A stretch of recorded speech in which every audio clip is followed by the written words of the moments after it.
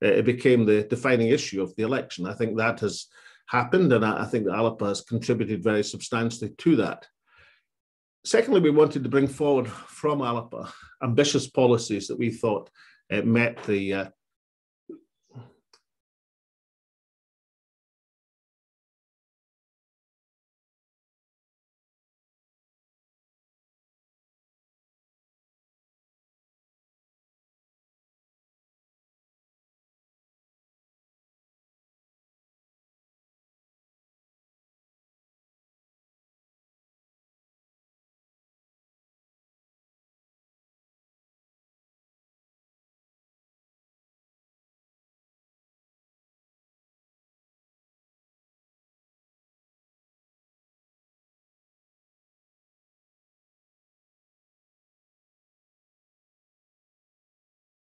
in the campaign. But our distinctive contribution beyond what can be done in the context of devolution has to be to start to bring forward and answer some of the key questions on independence, on European policy, on borders policy, on the industrial reconstruction of Scotland, on the platform that an independent Scotland and the Scottish government should take place in the independence negotiations. And if I was to define in one word what the key contribution of Alba to this campaign is, then it's to inject urgency into the campaign, urgency on the issue of independence. Now, some people argue that independence is something that should be soft-pedaled or not spoken about too much in a Scottish election campaign. I take the opposite view. Some people argue that the independence support declines when independence is spoken about. I take the opposite view. I base my experience on 2014, where the campaign for independence and the urgency of that campaign resulted in a substantial increase in support for independence beyond anything that had been seen before. And I think the way you establish an increased support for independence is to argue for it, not just to allow the voices against independence to run the Project Fear and the scare stories and all the ludicrous panoply that the unionist parties employ, but to say and establish what independence will mean, what the benefits of independence are economically and socially for the Scottish people, give a vision of the Scotland we seek, for example, the Alba proposals on a written constitution for an independent country, and set a context in which independence should be seen by the Scottish people. That, in my view, is the way you increase support for independence. That is the way you should campaign for independence. And the urgency with which Alba put forward that proposal has made a substantial contribution to this election campaign. We've enlivened this election campaign, but we exist not to bring entertainment and joviality to the Scottish press corps. We exist to take a message to the Scottish people that there is a political party who wants to see independence as something for the here and now, not something for the hereafter. I think that message is resonating with people across Scotland. I think, and I've never relied on opinion polls, but relying on the sense of support that Alba has on the ground, the number of activists we now have, we're now well over 5,000 members, easily surpassing that of the Liberal Democrats and closing in on the membership of the Tories. We've got elected councillors now, the length and breadth of Scotland. We've got 2 Westminster MPs, double the number of the Scottish Labour Party. We have 32 candidates, 18 women and 14 men in the field, arguing the Alba case across Scotland. And I think that will be reflected in the results this week. Our aim at the outset was to gain representation for Alba across Scotland. That was our aim. That's still our objective. I still think that is what we can do.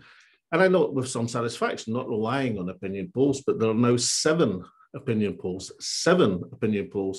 in this campaign, which indicate that we can make a parliamentary breakthrough. That bridgehead for Alba would be absolutely fantastic. That is what we've got a sight set on this Thursday, and we'll continue to promote that positive message of the possibilities of independence for the Scottish people. And that message is why I believe that Alba is rising across Scotland. And with that, I'm very open to questions.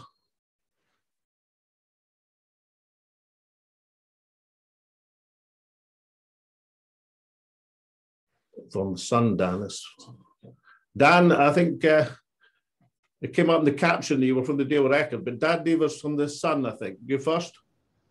Hi, Alex. Yeah. So you've talked about this a little bit just in what you were saying there, but there was some reporting the last few days about there being perhaps a shy Salmond voter in the opinion polls. That there's going to be a set of voters who are too embarrassed to admit that they're voting for you to the polls. Is that something that your activists are maybe sensing on the ground, that there's a groundswell support that is not being registered? Well, point out two things. I'm not the shy Salmond voter, Dan. I'm definitely an upfront Salmond voter. I've already voted for Alba on the list, and I voted SNP in my constituency ballot, as we've been arguing that people should do. In terms of registering support, no, I think the polls have difficulty in picking up support on the list. Firstly, I think the list, I mean, you just look through history, you'll see that the list calculations have been very difficult for pollsters, but also think you've got difficulty picking up new parties. I think that is difficult in a list system for the pollsters to do. I think it'll be a lot easier for the people to do this coming Thursday. So I think our results will exceed what was seen in the polls. But Dan, let me just repeat the point. We've now had 7 opinion polls in this election, 7, which indicated a parliamentary representation of Alba, ranging, I think, between 1 seat and 8 seats. Now, I think we can do better than that. But I would note at the upper end of these projections, it would give us a parliamentary representation in every area of Scotland, which is our target. So we sense on the ground that we are doing extremely well. We are now in a position to field more activists, doing more campaigning than any other political party in Scotland. Now, that is obviously taking time to get into place because, as a party starting less than 6 weeks ago, the organisation inevitably takes time. But what we've lacked in a long history of experience, we've made up for and more in enthusiasm. And the enthusiasm of the Alba campaigners on the ground is fantastic. And the reception among the people is extremely warm. So I'm expecting that we will exceed our opinion poll ratings when it comes to the results.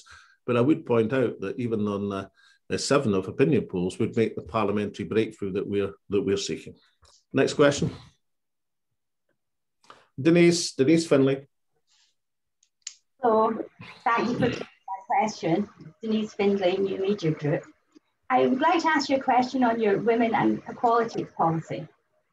It was very well received, and for Women Scotland gave it 5 stars, which is the top rating. However, yesterday we heard about a case where an advert that invoked the single-sex exemptions under the Equalities Act, but a biological male applied and a biological male was given the job. And so clearly single-sex exemptions aren't working well in Scotland at the moment. So my question is, how will your party fix this, and how will your party and you protect the rights of women and girls? Thank you. Well, thanks, Denise. I mean, you know what's in the policy, the Women and Equalities policy, which was the subject of an Alba policy conference and now has been well publicised, and of course was also the subject of the I suppose march on the Parliament by the 18 Alba women candidates on Sunday, which was a tremendous event. Now that provides a great rallying call. You're right; it's been well received by many women's groups across Scotland, and I think it should be understood that the Alba policy, which I think is absolutely the right one to do, is to take this issue to a citizens' assembly, to have it debated in an atmosphere where the different points of view can be properly expressed, to take some of the heat out of the issue and let some light in. I mean, that's exactly what the citizens' assembly concept was for, and I think that is the way to progress the issue. But you can be certain that Alba as a political party will be standing full square behind the declaration that's been made by our women candidates, and you can see their ability to mobilise. The one thing I would say, and I mean, I know it was a bank holiday weekend and all the rest of it, but we were told by the BBC that they couldn't send a camera a few hundred yards from the BBC in Edinburgh to outside the Scots Parliament to record and to interview on that very, very substantial demonstration on Sunday about a very substantial issue in this election campaign and in Scottish society from people who have a considered point of view. But the same organisation interviewed Willie Rennie on his Todd up a hill overlooking the Parliament on the same day. Now, I cannot understand why this issue is not being properly broadcast and discussed and seen in the reasonable way it should be seen and discussed, and in particular the proposal for a citizens' assembly to work through how we can reconcile people's understandable wish for equality with protecting the hard-won and well-established rights of women. That seems to me the right proposal. I think it will carry a lot of support in the polls on Thursday, and I think it will be the sort of proposal that should appeal to reasonable people in the Parliament. Next question. Mark. Good afternoon. Yeah. Hi. Yeah, you're in the kind of darkness there, Mark, but I can just about see you. On you go. No problem. What's your reaction to the reports that Iran is using social media channels to boost the cause of Scottish independence? And also, I read what Tasmina said about working for Russia Today. Now, the argument of the security services is not that by working for Russia Today, you're pumping out their message, but that you're building an audience with a kind of soft power thing in order for them to sneak other messages around your programme that work against the Western alliances. So kind of on those two issues, what would be Alba's policy and what's your views on it? Well, on your second point, I mean, it's not just the programme that's independently produced by a Scottish production company, Slange, that is regulated by Ofcom, but RT, as broadcast in the UK, is also regulated by Ofcom. It's part of the regulation format that affects all broadcasters. And I don't really see if the security services argument is that shouldn't be happening, then they can take the steps that they think to stop it happening. And that can be argued democratically as to whether that's a wise thing to do. But you can hardly argue that an Ofcom regulated programme, independently produced, is anything other than a valuable political discussion programme. And Mark, as I think I've said, well, perhaps not to yourself, but certainly to the Times journalist before, I mean, if you could point to anything in that programme which you suggest isn't fair and balanced and gives a considered point of view with people given time to answer the question from a variety of perspectives, I'd be very interested to hear from you, but I don't think you'll be able to. As for the Iranian thing, well, I think it was the Henry Jackson Society that you were basing your front page on. I have to say I find this sort of stuff very difficult to place any semblance on. I think we've got a real issue with online warriors, let's call them that, both in society and in politics. I think people should stop doing it. Obviously, the companies concerned who hold the online platforms, that they have to reconcile freedom of speech with civic responsibility. But it's not an attractive feature of politics. And online warriors, keyboard warriors in one way or another, and no doubt all political parties or adherents of all political parties can be guilty of this, but it doesn't reflect the best in politics. But as to the accusation that there's some deep-seated Iranian plot promoting the SNP or Alba or the Green Party or any other group supporting Scottish independence, I've yet to see any convincing evidence of it. And if there were, incidentally, that sort of stuff, in my estimation, from anywhere, any state, at any time, has little or no effect on the substance of politics. Indeed, could well be counterproductive. Next question. Hi, Alex. It's Neil Puran here from PA. Hi, Neil. Hi. There's been quite a lot of discussion online about your comments to the New Yorker, where they reported you saying, with regards to Nicola Sturgeon, if I wanted to destroy her, that could have been done. Could you maybe say a bit more about what exactly you meant by that? And if you are elected to Parliament, more broadly, what would your relationship with Nicola Sturgeon be like if you have to work together on certain issues? Well, let me point out, Neil, that in this entire campaign, I have not made a single personal attack on Nicola Sturgeon, and I don't intend to start now. Alba have been trying to bring forward the issues in a sensible way, particularly the issues of independence, in an entirely positive perspective. The New Yorker is totally taken out of context. I did not chuckle, as was said in that phone interview of many weeks ago. I think I guffawed at the suggestion that was being made by Mr. Knight. And I know actually from his copy, as opposed to the impression that he tried to give me, that wasn't even a suggestion being made, as I understand it, by Nicola Sturgeon herself. My habit of guffawing at prejudicial and pejorative questions is perhaps a bad habit of mine. It's one incidentally that's shared by Nicola. Perhaps it was a bad habit she picked up from me. But the point I was making to Mr. Knight was that far from trying to, quote, destroy Nicola Sturgeon, which was his words, that at the parliamentary committee, despite being invited to by the cross-party parliamentary committee to call for Nicola's resignation, I'd refused to do so. And I think that was an important point to make from that seemed to go missing from his copy. Now, I don't know why he had that impression. I mean, there was a mistaken report on BBC Network which suggested I had called for Nicola's resignation, but of course they had to apologise for that because I did no such thing, as the journalists on this call will very well know. So I don't regard the New Yorker piece as accurate, and I think some of the stories from it build upon that inaccuracy, and therefore I'm going to continue to argue for independence over the remaining days of this campaign with Alba in a very positive way. In terms of what happens when we get into the Parliament, then I think all sensible politicians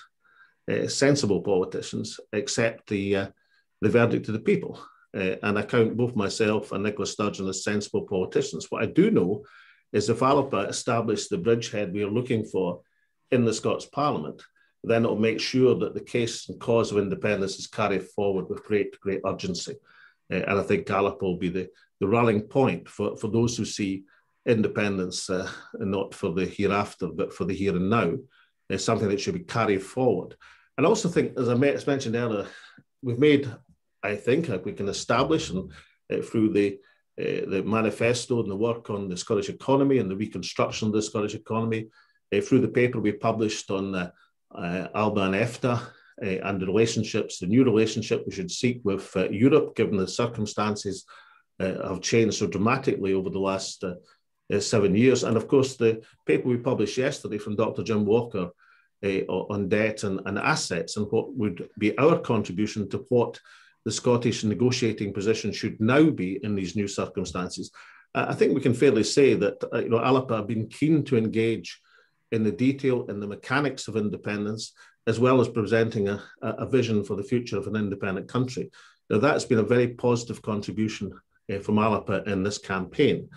I said 6 weeks ago when we publicly launched Alba that I thought one of our contributions would be to present the case for independence, taking account of the changes in the world since 2014. That, I believe, we have done.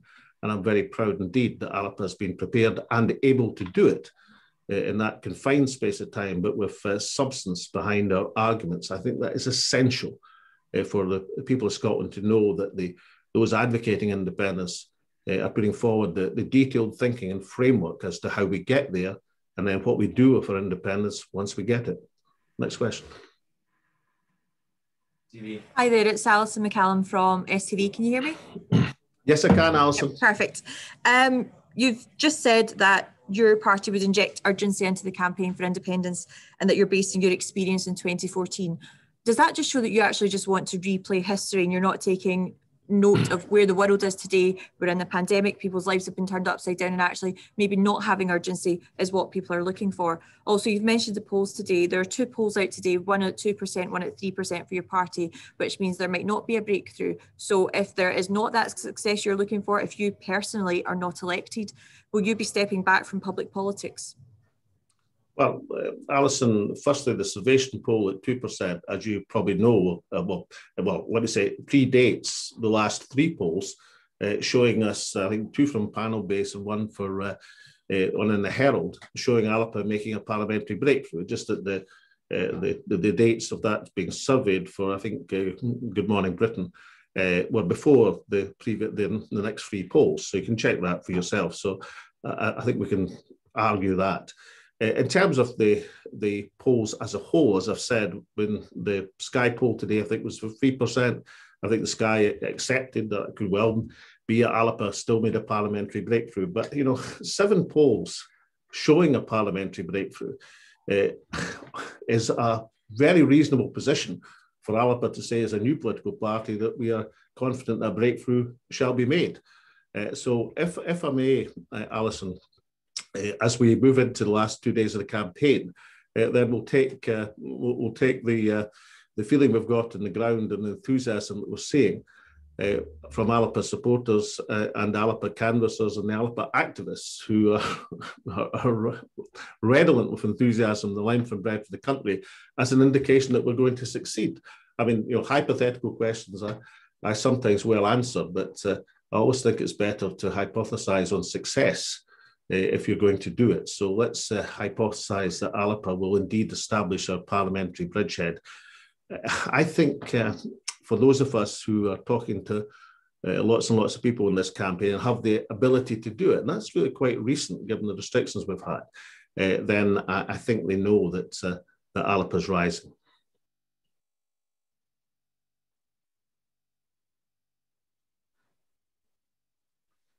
Hello, Roddy. Hello there, Alex. Long time no see. A quick question for you here. Tim Davie, the Director General of the BBC, he marked World Press Freedom Day with these words: "People need access to trusted, impartial news." Do you not think, do you have any comments to make as to the slight hypocrisy of the BBC saying that people need access to trusted, impartial news when they blocked Alba from the start, from their debates and their nightly news run? Well, I think the biggest difficulty that Alba faced in this campaign has not been the organisation of getting together a viable party and organising our campaigning and getting our leaflets printed and our posters. I mean, all that's been a rush, but that has been done. Not even securing the 32 excellent candidates that we've got fighting Alba's cause, the Lend for Bread for Scotland. That was also done in the space of a few days. And not bringing together the policy programme, which I think most observers would say is one of substance and great interest and a very exciting and positive policy programme, both in terms of what the devolved Parliament should be doing now, but also in terms of what an independent Parliament could do for Scotland. All these things were compressed into timescale, but they've all been achieved by Alba in the campaign.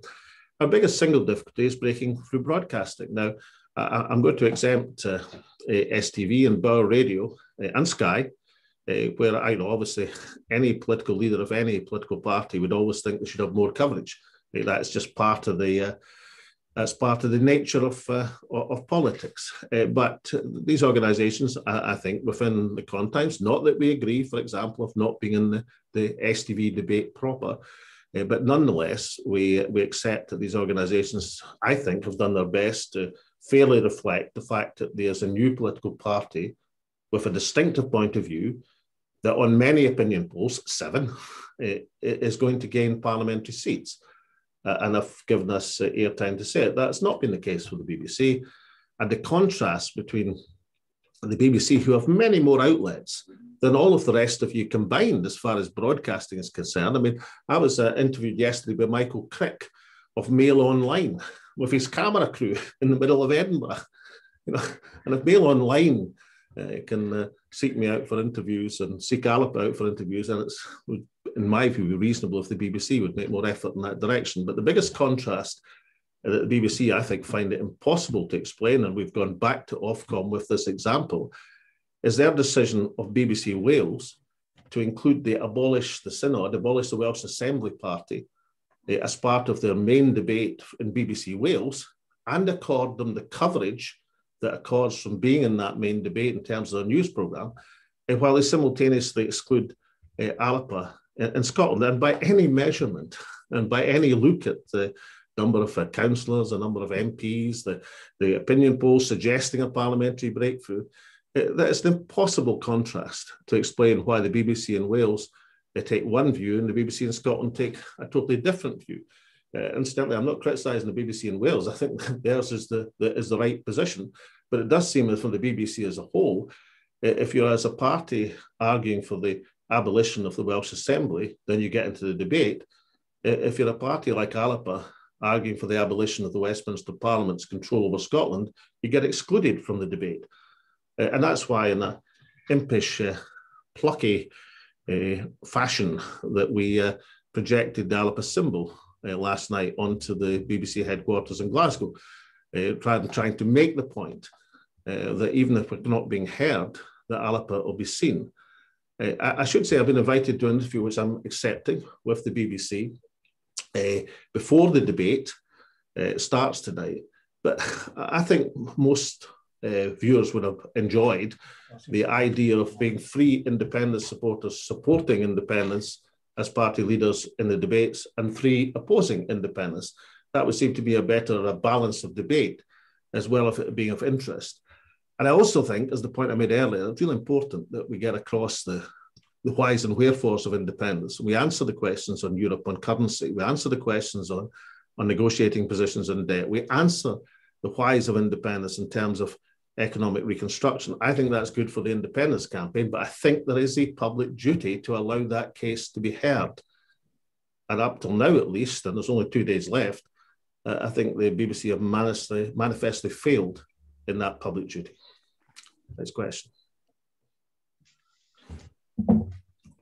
Sev. Good afternoon, Alex. Thanks for taking this question. I noted what you said earlier about deprecating the activities of keyboard warriors online and so forth. Does that include supporters or members of Alba making homophobic or transphobic comments on Twitter about Scottish Green Party figures or any other people at all? Do you also deprecate Alba activists being phobic or hateful on social media? Well, I do, Sev, and I don't accept that Alba activists and candidates do that.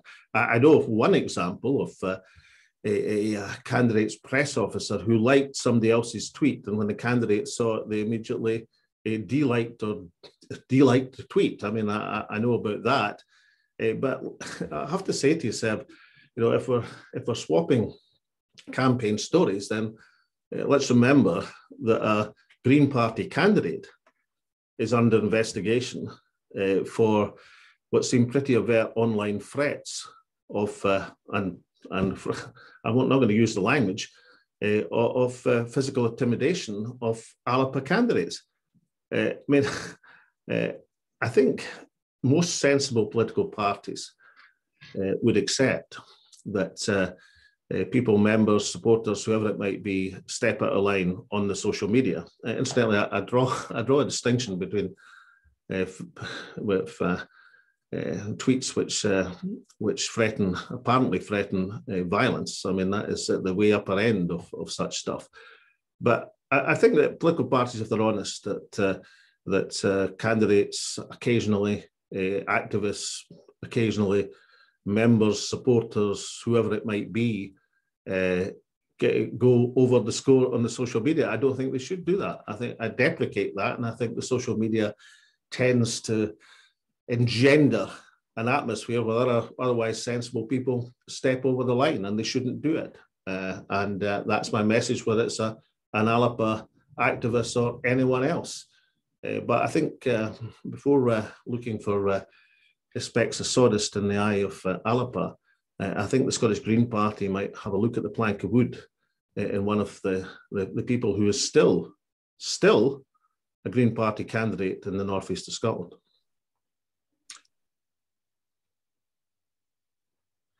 Hi, Chris. Hi, good afternoon, Alex. Can I just return to the issue of the New Yorker profile? It was out yesterday on Nicola Sturgeon. I know you've explained that you believe your comments were taken out of context, I just wanted to ask, do you fear that what the New Yorker has reported in your name may have already harmed Alba's electoral chances?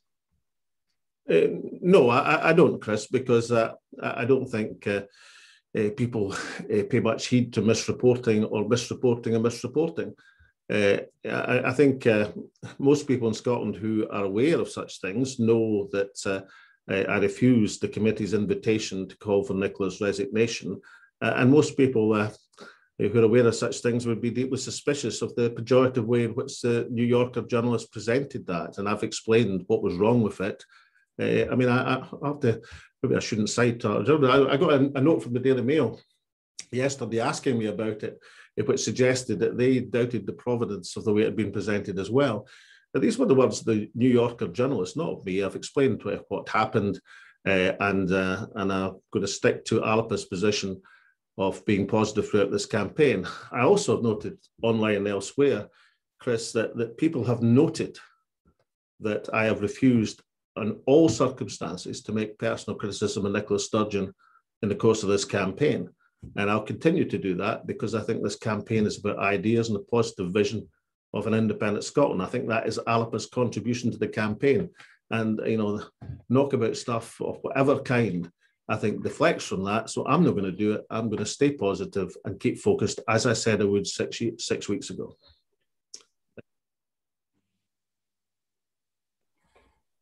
Rachel. Hi there. Yeah, I'd just like to ask about, you mentioned speaking to Michael Crick earlier. You have raised concerns that you fear backsliding from Nicola Sturgeon on independence. Why is this? Is there something in her campaigning or previously that makes you fear that? But also just to follow up from Alison's question as well, would backsliding on independence not be appropriate at this point, given we are in a pandemic?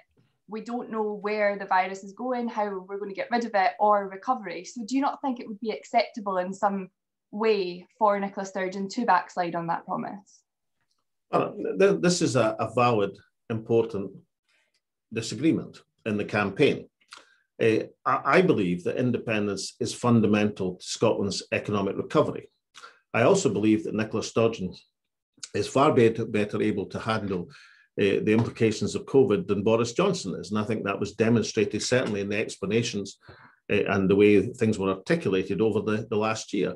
So if anyone believes that, and I think a number of people in Scotland do, then why would we want to leave the recovery from COVID in the hands of Boris Johnson as Prime Minister? Why wouldn't we want to trust that the Scottish Parliament with recovery in the way that more people trusted the Scottish government with the explanation and Nicola's explanations of how she was handling COVID in Scotland? I mean, one of the things that strengthened the case for independence over the last year has been the demonstration that to most observers, and certainly in the explanations of the policy, which is a really important thing, that the presentation from Scotland was substantially superior to the presentation from Whitehall. So if you believe that, then why wouldn't you think that having Scotland in charge of recovery was just as important? Secondly, from the perspective of independence supporters believe that independence for Scotland is absolutely vital, hugely important for the future of Scotland, for Scottish society, for the Scottish economy, for the well-being of the Scottish people. If you believe that, then there's a lot of us want to get on with that as quickly as possible. Starting negotiations next week, which is Alba's position, it doesn't mean you're going to end the negotiations next week. It means you start a process which will result, presumably, in a referendum or another electoral test at some point over the next couple of years. But our point in this campaign is unless you do that with urgency, unless you start the process, you're never going to finish it. And I was told 6 weeks ago that Boris Johnson was an all-powerful prime minister who would, set the Scots running for cover, would refuse demands from Scotland for a referendum or to progress the independence case, that he was ensconced in Downing Street and would wave aside Scottish objections. Well, Boris Johnson doesn't look so powerful now. I mean, it looks like a puff of wind would blow him over in Downing Street at the present moment. So this idea of this all-powerful Prime Minister refusing Scotland's rights and ignoring Scotland's democratic imperative, I don't think fits the facts at all. And I think and believe that if you convince David Cameron, who was a much more powerful Prime Minister than Boris Johnson will ever be, if you could turn David Cameron on that issue in 2011 and 2012 to set up the Edinburgh Agreement and the 2014 referendum, then certainly the Scottish Government is capable of doing that now. And our other case, of course, is that will be much, much easier to do, substantially easier to do, if it's been done by a First Minister with a Scottish Parliament with a supermajority representing three political parties believing in independence, as opposed to allowing it to be cast as Prime Minister against First Ministers, Tories against SNP. And you'll have noted that among the 7 polls which suggest an Alba breakthrough, there are some which suggest that supermajority of 80, perhaps even up to 90 seats in the Scots Parliament for independent supporters. That would be the best possible outcome of this election and the welfare of Scotland. And if you believe in independence, then you want to get on with it and start the process. Next question. Paul? Good afternoon, Mr. Salmond. Yep. Regardless of whether or not you are re-elected to the Scottish Parliament next week, can viewers of your Russia Today programme expect you to rejoin your stablemate George Galloway anytime soon on the Alex Salmond Show? And just to follow up on Severin's question regarding online keyboard warriors, does this include party members who, like the one you took a question from earlier, Denise Findlay, who was kicked off the SNP NEC for tweeting, and I quote, "Israel equals Nazis"? Well, firstly, I don't think, with respect, that it's reasonable for you to use a press conference platform to attack one of the other people who are asking questions in the press conference. Otherwise, if you did that, what you'd do is get in debates between the people who are here attending the press conference to ask me questions. And that's not a reasonable thing to do. And I really do think, it's not just online that sometimes people's behaviour oversteps the mark, Paul, but I just think you should reflect on that.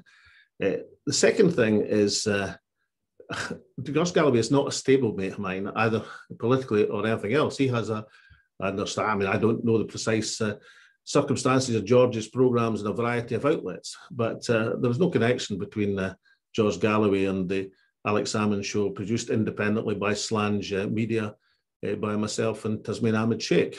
On my memory, I don't think George has ever been a guest on the show, though he'd be quite entitled to be one of the range of political viewpoints stretching from those who believe in independence for Scotland to those who believe in unionism, those who are pro-Europe, those who are anti-Europe, those who are American Republicans or American Democrats, even people who were pro-Trump been on our programme, or people who argued against the repressive laws on homosexuality in Russia, for example, as Peter Tatchell did on the programme. Paul, if you have a look at the programme, and if you have any complaints about it, then you let me know. But if there are no complaints about it, then just accept from me that it's a programme which tries to give everybody a decent shout and a decent point of view, that asks questions in a respectful way, that invites people on because we're interested in what they've got to say. And most people watching it believe that to be true. And I'm proud to be associated with it, and Tasmin Ahmed Sheikh, and putting forward that programme. And all I'd ask you to judge it on its merits. Next question. Dave? Morning, Alec. I've got a question for you here from Cheryl Easton, who's a WASPy woman. She asks, do Alba have any plans to mitigate even slightly the financial position of women like her who have been denied their state pension by Westminster? And although obviously there's very little you can do before we're independent, is there any way that you could help mitigate it with sort of like winter fuel bonuses or things like that before we actually go for independence?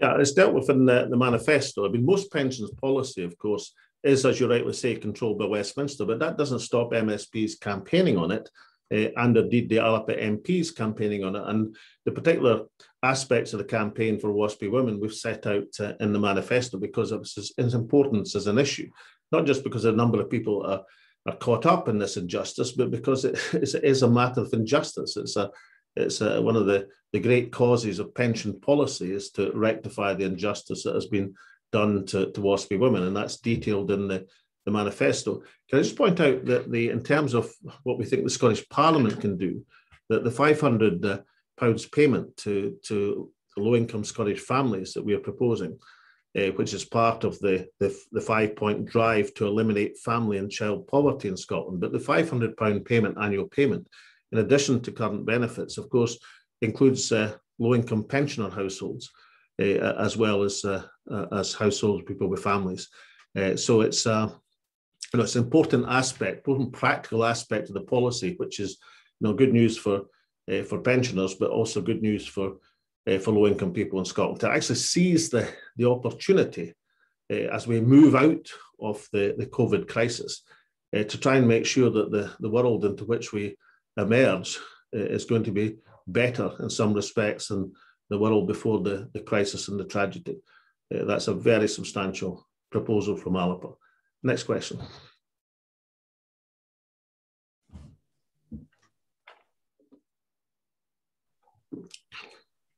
Libby. Hello. Obviously, one of the key messages throughout your campaign has been about tactical voting towards this pro-independence majority at Holyrood.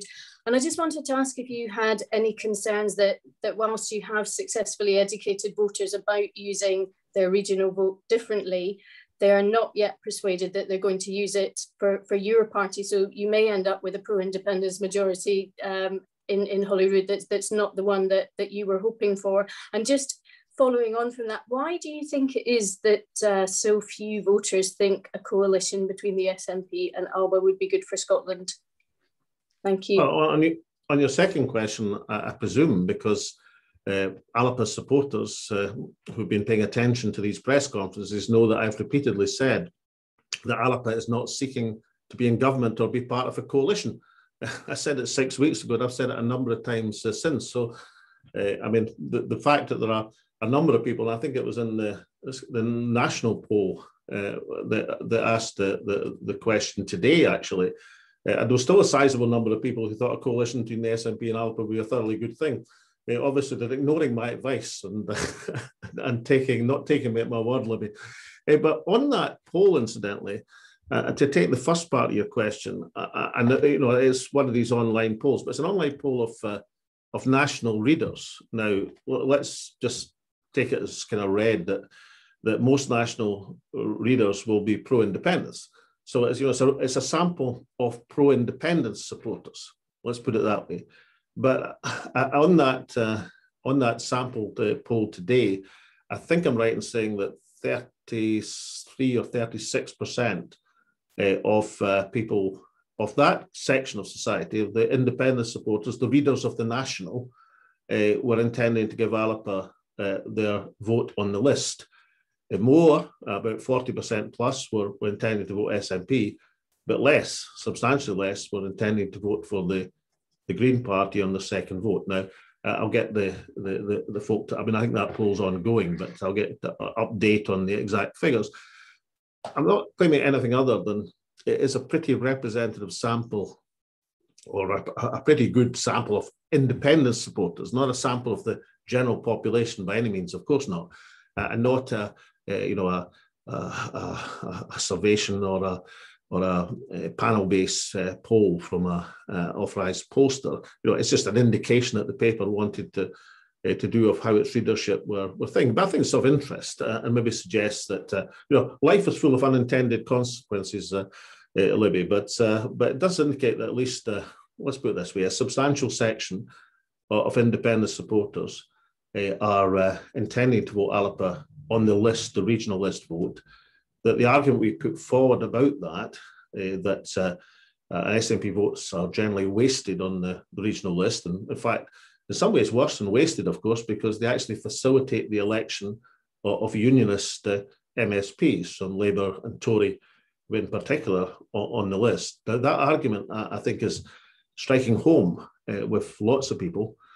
I don't think it's one that's universally accepted yet, because by its nature, it's an argument about the D'Hondt voting system, which is not the easiest thing to explain.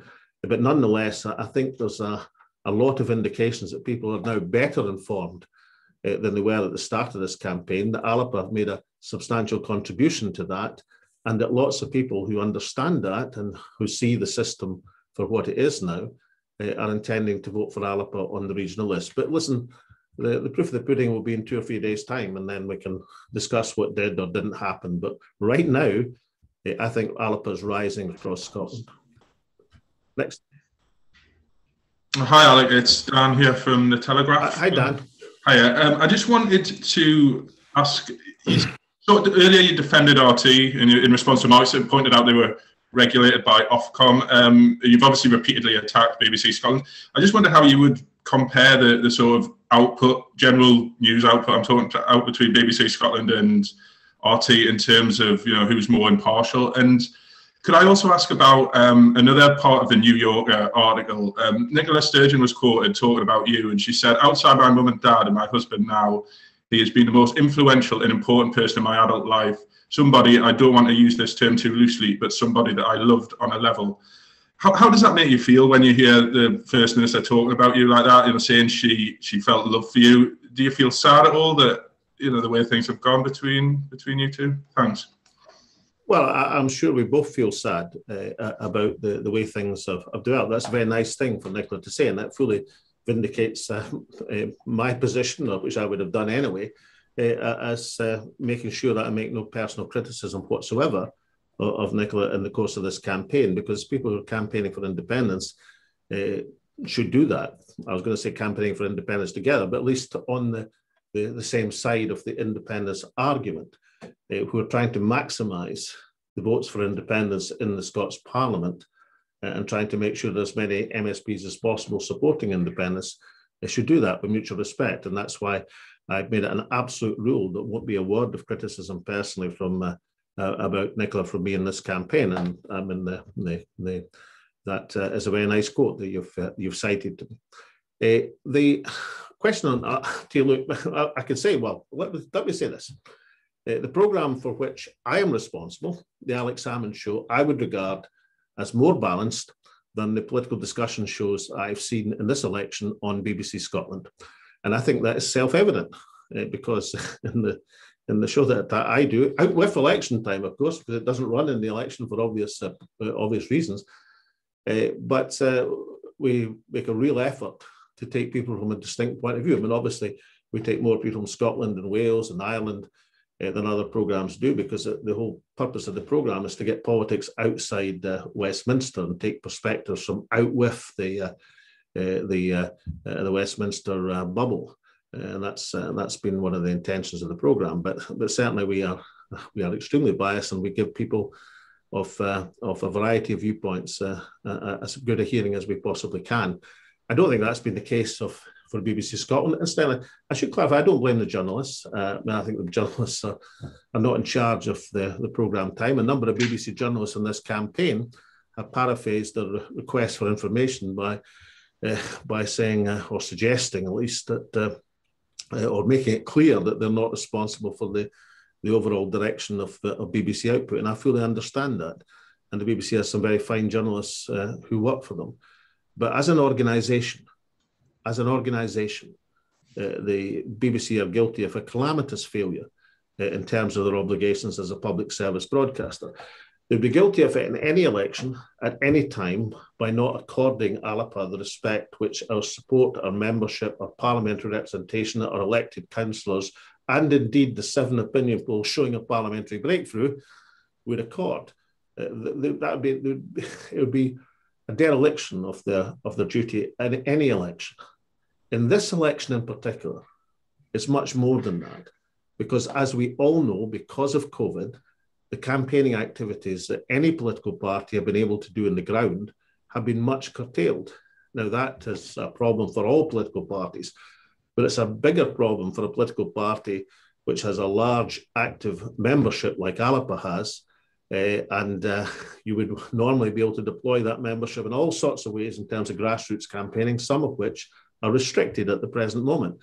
And that means that broadcasting is even more important in this election, in this campaign, than in a normal campaign, because it's not counterbalanced by activity elsewhere.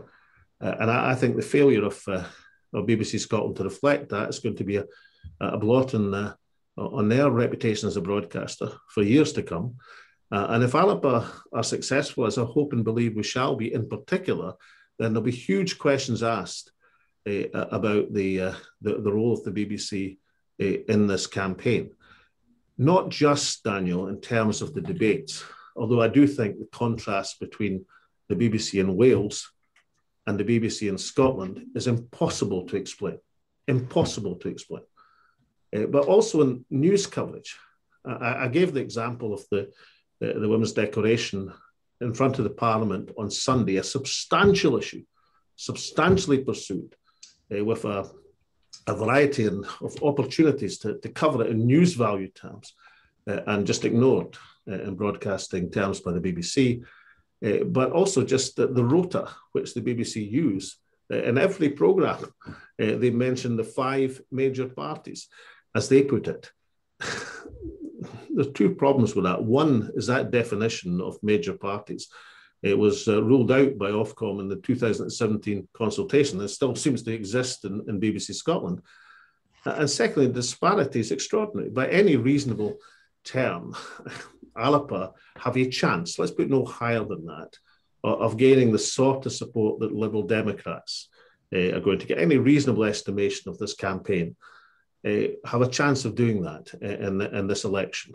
But Liberal Democrats are accorded a position as a major party, despite the fact that they're only 1/10 the size of the SNP, who are another major party, and given equal coverage. These things are impossible to explain, other than suggesting that BBC, as a public service broadcaster, have let the people of Scotland down.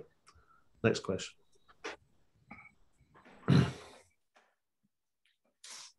Hello, Ian. Hello there. Quick question, Alec.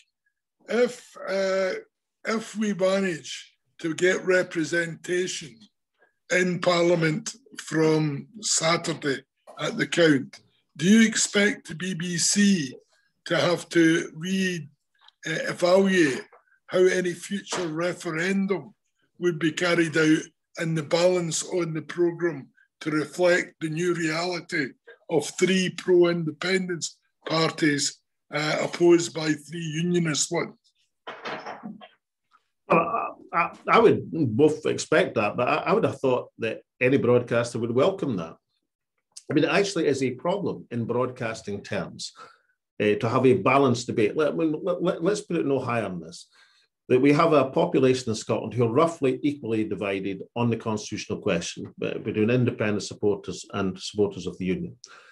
In broadcasting terms, if you're having any debate reflecting these viewpoints between political parties, then it is a problem that you've got 3 political parties on that debate, as will be tonight, arguing for the union, and only 2 for independence. That is a broadcasting balance problem. So you'd have thought it would be welcomed if Alba are successful in getting parliamentary representation, that it would be a free situation, much, much easier in broadcasting terms. So I welcome the contribution that Alba might make to the balance in BBC broadcasting.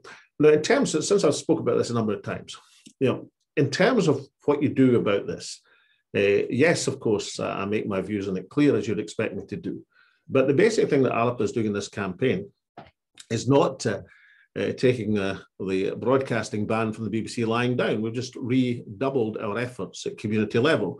We've looked for innovative ways of campaigning to make our point. I mentioned the image projected into the BBC headquarters last evening. I should also mention the Digivan, which is currently touring a number of regions of Scotland, which is a direct broadcast from Alba to people in the towns and villages across Scotland. So we redouble our efforts to campaign on the ground in order to compensate. You don't sort of lie down and say, oh, well, nothing we can do about that. What you do is you work harder at the things that can't be stopped in order to redress the balance of the inequality in broadcasting. So that's why Alba have been devising these new innovative campaigning techniques, even within the limitations of the COVID regulations, in order to get our message across. And the Digivan in particular, I like enormously. And obviously, I think it's a good innovation to bypass the broadcasting ban and take our own broadcasting direct to the streets, homes, and communities of Scotland.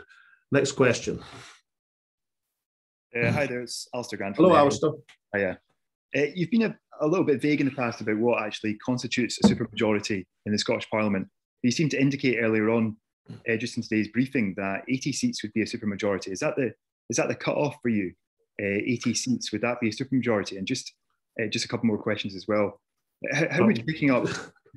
Just very quickly. Just the one, Alistair. Nobody else has managed more than two so far, and I don't want more in about the Herald getting preference. So maybe two questions, okay? Okay, one more. Just to go back to the New Yorker profile just one last time, and the comments attributed to you about destroying Nicola Sturgeon. One of the ways to read that comment, of course, is that it suggests that you have damaging information that is not public. Is that the case? Thanks. Well, Alistair, you'd only get that impression if you read the Herald misrepresentation, not by you, but by one of your colleagues, of a misrepresentation. So you're going on a double misrepresentation now. My attitude stands, will make no personal criticism of Nicola Sturgeon in this campaign, and entirely focused on taking matters forward for Scotland. I think that's the right way to approach these things.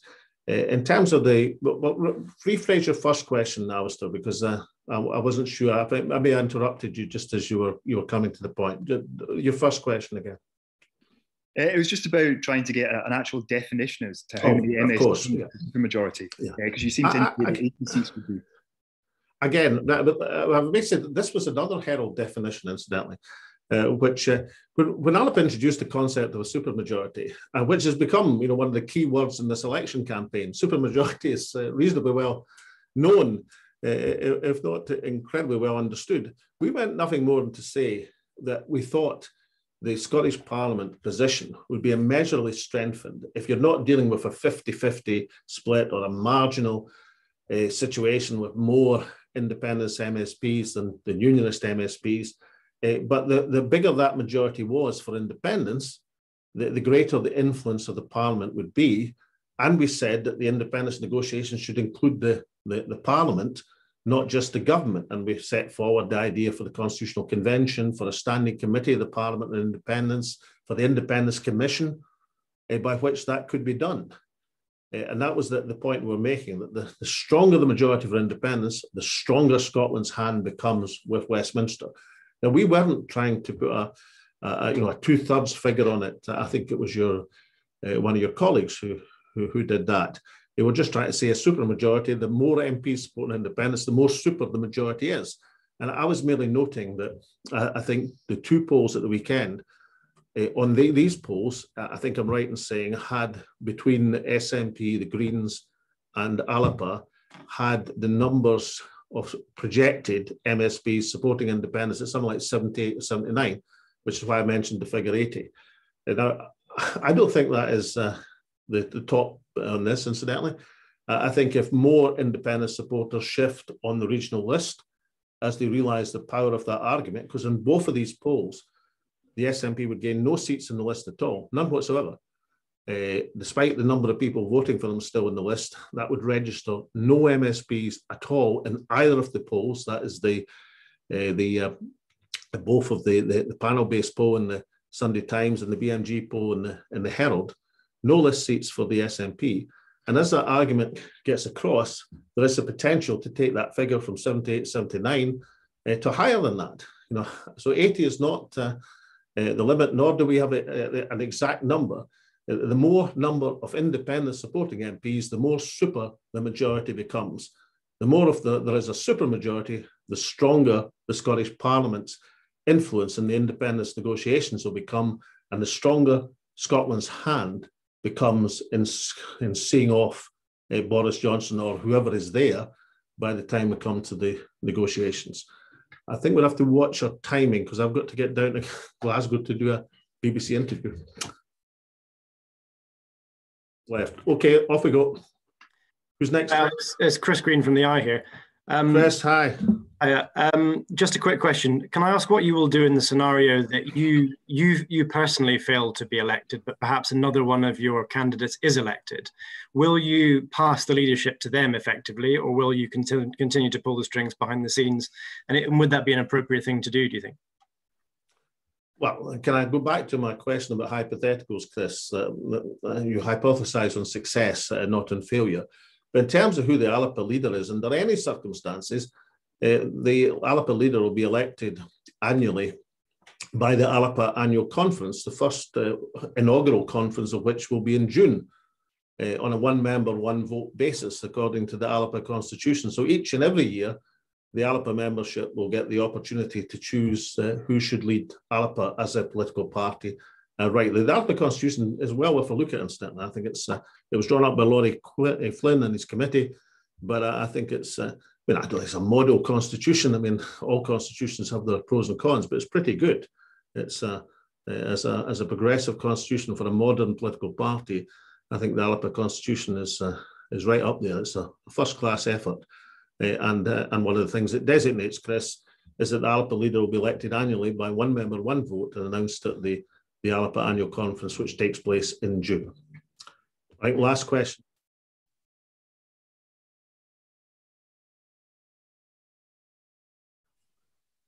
Who's it? Hi, Jenny Davison from Holyrood. Jenny, yeah, right. Okay, off you go. You're on now. Yeah. It's just about the clean break debt policy. You know, you've said that an independent Scotland should not take a share of UK debt. So I was going to ask, firstly, is that fair, given that a share of UK debt has obviously gone to things that have happened in Scotland, for instance, supporting the furlough scheme? And secondly, would that make it less likely to do a deal with the UK government in the event of independence?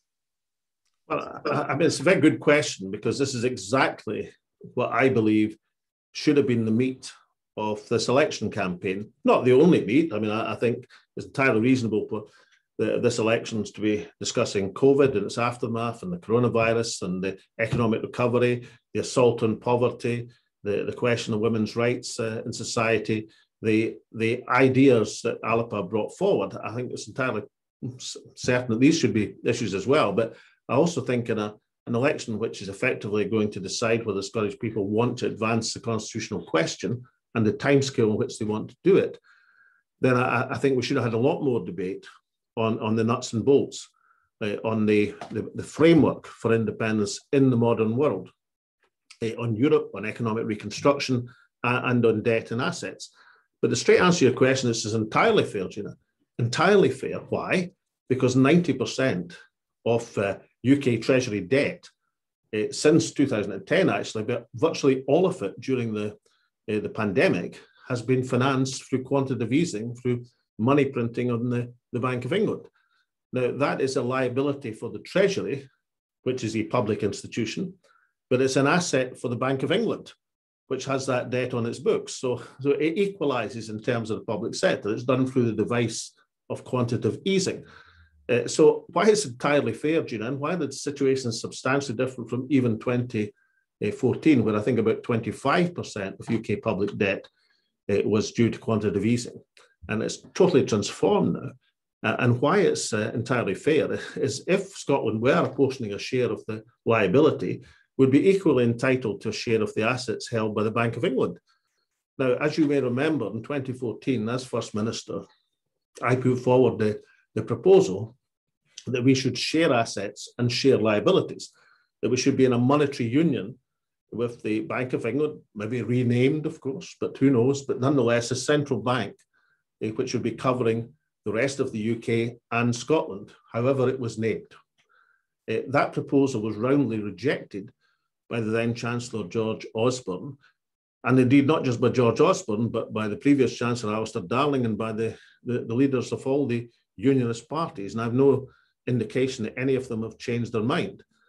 That being the so, and the proposal for asset and liability sharing has been dismissed by Westminster, then of course the natural position for an independence negotiation to take place would be a clean break policy. That is no access to liabilities, but also no access to the assets either. And since, as I've explained, in terms of quantitative easing and money printing by the Bank of England in the public sector terms, they cancel each other out, then the policy is both not just entirely fair, Gina, but it's also a policy which takes account of the changes in the world since 2014. The world has changed, and therefore the case for independence has to be presented relevant to 2021 and beyond, not as the world as it was. Now that applies to the issue of debt and assets. It also applies to other issues like Europe, economic reconstruction. There's a huge job to be done in the economic reconstruction of Scotland, particularly the post-Brexit Scotland, that's going to require the borrowing powers of the Scottish National Investment Bank and the sort of ambition that's contained in the Alba Manifesto. Now, these are Alba's ideas, our contribution. Other people may have better ideas, but all I would say is that in this campaign, it's been Alba who's bringing forward ideas on these subjects, which should be the meat and drink of a crucial election campaign in Scotland. Not the only thing to be discussed, but certainly one of the key things to be discussed. And I'm proud and happy that Alba have been the party which has been leading that debate. Now with that, I think that's everyone.